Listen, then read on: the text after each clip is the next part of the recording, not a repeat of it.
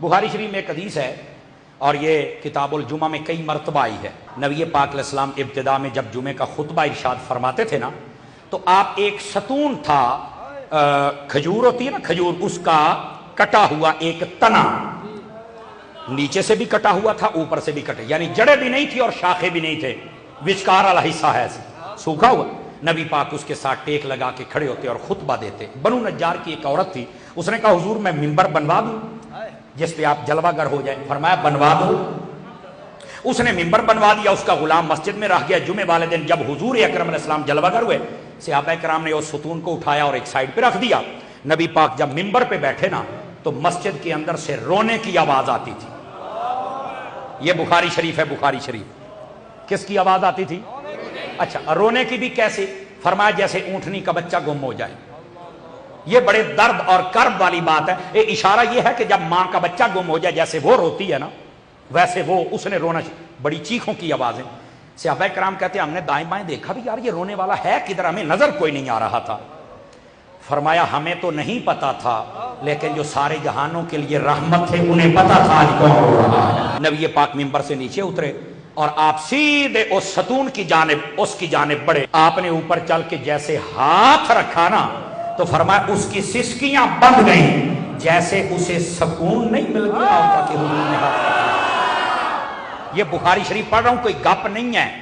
حضور سے عشق کر امام شافعی یہاں پر یہ بات کر کے رونے لگے، کہنے لگے لوگوں نبی سے لکڑیاں اتنا عشق کرے، تو بندہ ہے، تجھے بھی تو عشق کرنا چاہیے نا حضور، تو بندہ ہے، تیرے اندر دل نہیں ہے، تجھے بھی حضور سے پیار کرنا چاہیے، اور اس درجے کا کر کہ جدائی برداشت نہ کر۔ نبی پاک صلی اللہ علیہ وسلم نے جب اس کے اوپر ہاتھ رکھنا تو وہ چپ ہو گیا۔ تب صحابہ کرام کو پتا چلا کہ یہ رو رہا تھا۔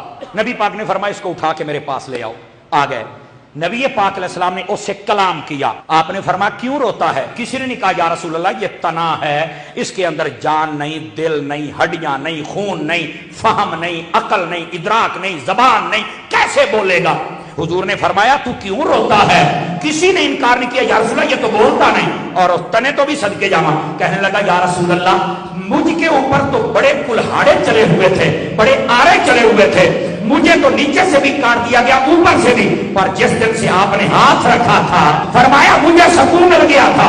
آج جب آپ نے بھی چھوڑ دیا ہے تو میرا حق بنتا ہے میں رو کے آپ نے جدا کر دیا ہے۔ نبی پاک نے فرمایا ٹینشن نہ لے، وہ سینے کو سینے لا لئیے پھر چھاڑ دے گے۔ عیسیٰ علیہ السلام نے مردہ زندے کیے تھے، اور پتہ کون مردہ تھا؟ وہ پہلے کسی زمانے میں زندہ تھا، انسان تھا، اس کا دل بھی تھا، دماغ بھی تھا، آنکھیں بھی تھی، ناک بھی تھا، یہ ساری نالیاں بھی تھی، صرف روح نکل گئی۔ آپ نے اللہ کے حکم سے روح ڈالی، وہ زندہ ہو گیا۔ خدا کی قسم انہیں کہنا پڑا کہ اٹھ، اللہ کے حکم سے تو میں پھر اٹھتا تھا، میرے نبی نے کیسے مردے زندہ کیے؟ ارے یہ تنا ہے جس کے اندر کبھی بھی نہ جان تھی، نہ دل تھا، نہ فہم، نہ ادراک، نہ زبان۔ نبی پاک نے کہا نہیں کہ زندہ ہو جا۔ علماء فرماتے ہیں میرے نبی قریب سے گزر گئے، قرب مصطفیٰ کی برکت سے رب نے لکڑیوں کو بھی زندہ فرما دیا ہے۔ مردوں کو زندہ کرنا بڑا کمال ہے، پر لکڑیوں میں جان ڈالنا۔ مجھے مفتی احمد یار خان نعیمی کی بات یاد آئی۔ مفتی احمد یار خان نعیمی فرماتے ہو بھائی صرف زندہ ہی تو نہیں نہ کیا۔ مفتی صاحب کے جملے بڑے خاص ہوتے ہیں۔ فرماتے ہیں پہلے جان ڈالی، پھر پہچان ڈالی، پھر زبان ڈالی، پھر اپنا نام ڈالا، اتنی چیزیں ڈالی۔ اس نے بولنا شروع کر دیا، ہائے ہائے ہائے آپ کے عشق کا امتحان آ گیا ہے۔ پوری تقریر ایک پاسے تے ایک پاسے جملہ جڑا میں کہنے لگیا۔ نبی پاک نے اسے فرمایا بتا کیویں راضی ہونا ہی؟ اتنے نال گلاں ہو رہی ہیں، بخاری پاک نے لکھے ہی۔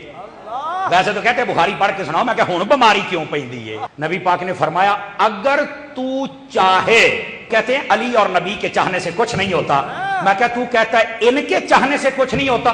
ان کو اللہ نے یہ اختیار دیا ہے کہ یہ لکڑیوں کو کہتے اگر تو چاہے، آئے آئے آئے، ان کو اللہ نے یہ کمال عطا فرمایا اگر تو چاہے۔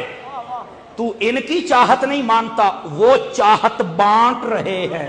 حضور نے فرمایا اے تنے اگر تو چاہے تو میں تجھے دنیا میں ہرا بھرا نہ کر دوں تاکہ تیرے پھل لگیں اور تیری نسل بڑھ جائے اور تیرا پھل دنیا والے کھائیں۔ اگلی گل فرمایا اگر تو چاہے تو میں تجھے جنت میں نہ لگا دوں کہ کوئی دشمن تیرا پھل نہ کھائے، جو بھی کھائے اللہ کا سچا بندہ کھائے۔ وہ تھا تنا تھا کٹا ہوا، کتنے مولوی جڑے کہتے ہیں کسی کو پتہ ہی نہیں ہے، اور میں کہا اے لنڈے دیا مولویا، پاکستان میں تفرقہ کرنے والے بدماشوں اور نبی پاک کی شان گھٹانے والے کمینوں اور نبی پاک کی آل کے خلاف بھونکنے والوں اور نبی کے صحابہ کو بھونکنے والوں، سنا نبی کی شان کیا ہے؟ حضور فرما رہے ہیں بتا تجھے یہاں ہرا بھرا کر دوں یا جنت میں لگا دوں؟ وہ تنا تھا تنا، اس نے کہا دنیا میں اگر ہو گیا دشمن پھل کھائیں گے یا رسول اللہ چاہتا ہوں اب تیرے دیوانے ہی میرا پھل کھاتے رہے۔ یار بڑے چس والی گل ہے، اے تھوڑا جہا نا تھوڑا جہا توجہ کر لو یار، ادھر دیکھو نبی پاک نے کیا فرمایا؟ اگر تو چاہے تو یہاں ہرا کروں، چاہے تو جنت میں لگاؤں۔ اس نے کیا کہا کہ مجھے کہاں لگاؤ؟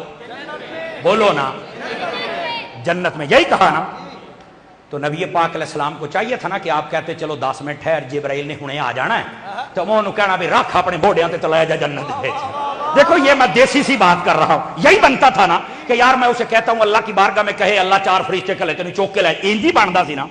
ہائے ہائے ہائے، اب رحمت کا اظہار دیکھ، اگر سمجھ آئے نا تو میرے موضوع دی ساری گل ایک پاسے دے ایک پاسے۔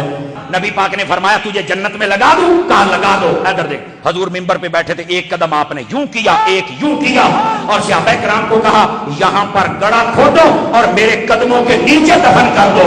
وہ جو تنا رو رہا تھا اس کو چاہیے تھا شور مچا دیتا، یا رسول اللہ آپ تو